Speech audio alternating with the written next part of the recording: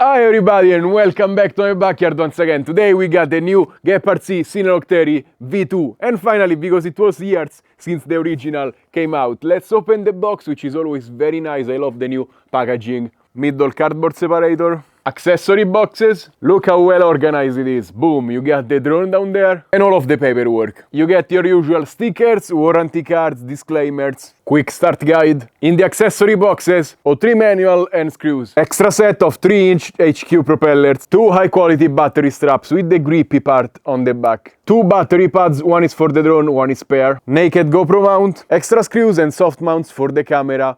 And these are the tools, and this is the first time I see this one, which is to help put the soft mounts in place, which are kind of hard usually. And then IM2 key and a SIM removal tool. And boom, finally let's talk about the drone. 177 grams of weight, which is not bad for a 3-inch Cinewhoop. Just remember the Cinebot 25 2.5-inch propellers is the same weight, so I always like getting some extra propeller real estate for the same weight. And that means that this drone with the O3 system can be sub 250 with a 720 mAh 4S battery, which is very, very good. The drone feels super premium. There are hardly any 3D prints on this. You got 2.5mm blacked out carbon, aluminum rails for the battery strap, and all of the other plastics you can see are injection molded, starting from these propeller guards, which are designed to be very light but also resistant, and they have a LED running through them, which is gonna look very, very cool. The bind button and USB port for the flight controller are routed at the back, and again,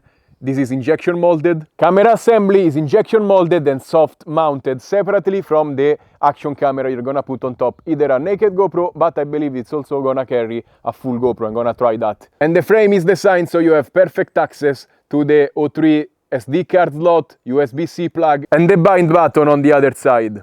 I really have to praise Gepard C for the attention to detail they put in this design. Very, very good job. The only nitpick I have on a perfect design like this is the battery straps are horizontal, so you cannot use the battery to regulate the center of mass. I wish they were rotated 90 degrees, so maybe when you put an action camera you could push the battery a little bit back and have a little bit better center of gravity. The motors are Gepard C SPEDEX 1404 3850 kV 4S. And the all-in-one flight controller is a Gepard C Taker F7 45 amps ESCs 32-bit. So very, very good stuff in here. And finally, it's time to fly. I'm gonna go first with the 720 mAh 4S. So we are at sub 250 grams and we can check out how good it flies like that. And then I'm gonna use the 850 mAh and boom, the Action 4 in the front, so we can check out if it can carry heavy loads.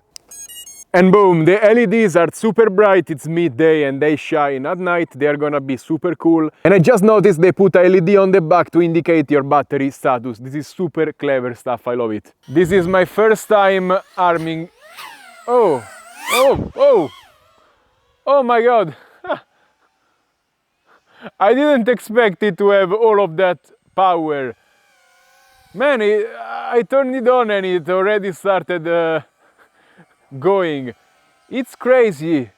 It's hovering at, yeah, you see, at 20. Wow, it's very low throttle to hover.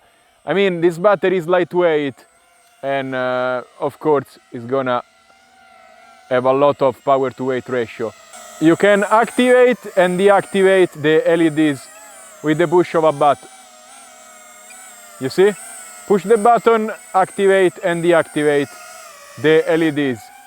And I can kind of see them if they are activated or not from my corners of the image. That means I can see the propeller ducts, and it's not ideal, but it's just in the corners, so it's gonna go away when you stabilize.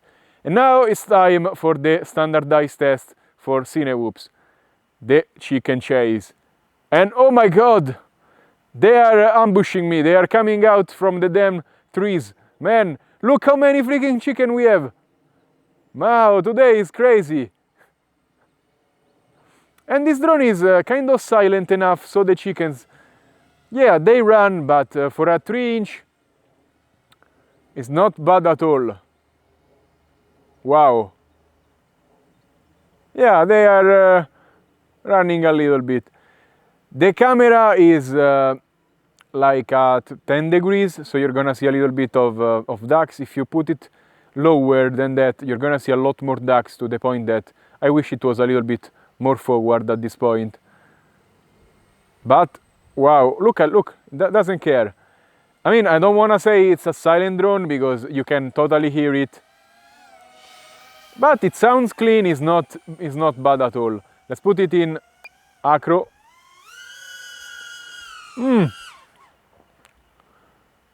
Tuning is not perfect. I can see a little bit of shake, but maybe it's just the camera housing vibrating. Of course, this is meant to be a Cinewhoop,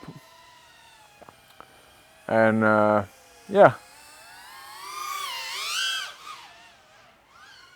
I mean, the drone flies good, so yes, maybe it's just the camera housing vibrating. No, it's the whole drone. Now I can tell you. Oh my god.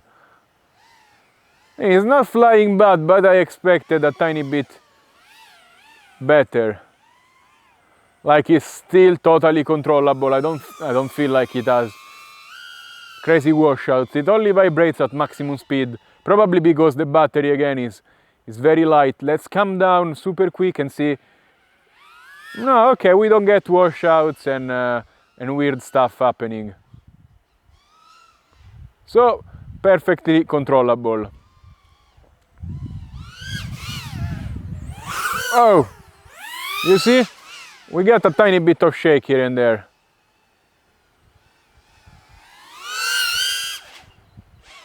But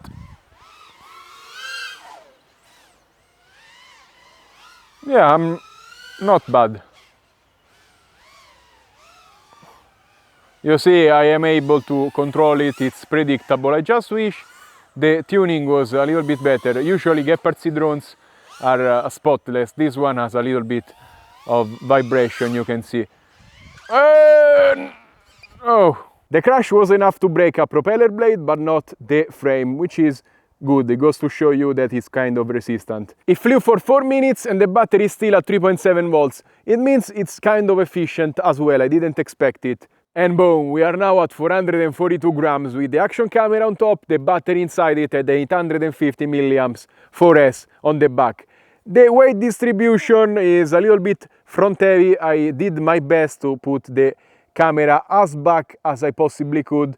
This is the mount I made for the Cinebot 30, but it fits in this drone as well. And boom, let's check out how it flies with this monster weight for this little 4S drone. Okay, let's go follow some chicken first before we do anything, which is the ultimate test for this kind of rigs. And I don't know, it's banking left or right, and I have to compensate for it. So yeah, it doesn't like carrying this camera at all. Now the chickens are running. Yeah, it's moving a lot of air, it's making a lot of noise, and they are not liking it. You see now they are they are terrified. Poor chicken. Okay, let's not disturb them too much. I want them to keep making eggs. Okay, now we are in acro. I mean, I expected worse, probably. I'm scared to start flipping, but oh my god. Yeah, of course, if you put all of this weight on top, you cannot acro with this. Oh my god, you cannot acro at all with this drone. But maybe it's a nice rig for indoor shots, real estate. It seems like it's oh my god, the ground effect is crazy. Look at that. Okay, I'm gonna put it again in angle. Just give it a moment on the ground to reinitialize the sensors. Okay, now it seems like it's going straight. Kind of. No, you see, I am not touching the controller. I don't know why. If I bank left and right, super weird. It should stabilize no matter what. Of course, it's not made to put a full action camera on it, but I want to stress test things at their most capabilities. let's be honest, the age of naked action cameras is coming to an end. We have O4 system coming soon, and yeah, it's a pity to just dismount cameras. So I am one of the first people to to advocate for naked GoPros, and now I'm saying they are kind of going extinct, but that's how I feel. O4, when it's gonna come out, is gonna have the same quality as the big camera I have on top of this, and much less weight. It's gonna be integrated, you don't have to void warranties. It will be just much better for sub 250 grams drone. And this drone is not sub 250 anyway if you use a naked GoPro or naked camera on top. So, I mean, what's the point? If you have to carry more than 250, just get a bigger drone, a 6S, like a Cinelog 35 is great for that, if you have to carry an action camera. If you have to carry a O3, then I would suggest going with something lighter maybe, which still gets the same flight time like the Flywu Flylens 85. This is kind of in the middle where it's a jack of all trades and a master of none, you know that the saying. That's this drone. Because yes, it can do a little bit of everything, as you see. It's kind of remarkable. It can get you flying a full action cam. Crazy efficient, this drone. 5 minutes and 30 with the action cam on top. That goes, it's really surprising me. I expected it to fly for, I don't know, 3 minutes and 50. Instead we are almost at 6 minutes, which is crazy. Of course I am cruising since, yeah, let's land. 6 minutes. Gonna wait other 10 seconds for it to get to 6 minutes, but yeah, you have to land when, yes. 6 freaking minutes, not bad at all. And the motors are not even warm, like 25 degrees, 30, but super cool, crazy. Seems like it has enough power to fly level with this big camera. Don't expect it to acro because it can do it, but it's not a good experience. But 6 minutes of flying, it really impressed me. Time for my final opinion on the Gepard C Cinelog 30 V2. I feel like it's a super versatile drone because, as I said while flying, it's a jack of all trades, master of none. Meaning that it can be whatever you want it to be. It can be a sub 250 grams flyer. It does its job pretty good, it's efficient, it flies good, but it's not as specialized as the 2-inch 2S drones out there that are much smaller, lighter and more silent. This will make a little bit more noise. It can carry a naked GoPro perfectly, so if you need to film with a little bit higher quality, you can do that. And it's not gonna be sub 250 grams, but so far I've not seen Cinewhoops that have both the O3 and the naked GoPro being sub 250, so it's good in that department, very good actually.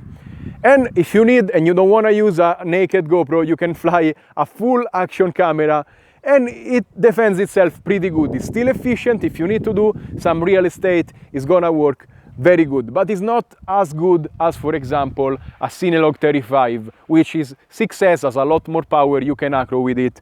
This is kind of halfway, but it's also half the weight and half the noise the Cinelog 35 makes. So very good. The quality and the attention to detail is very high on this drone. Gepard C really knows how to design the drones.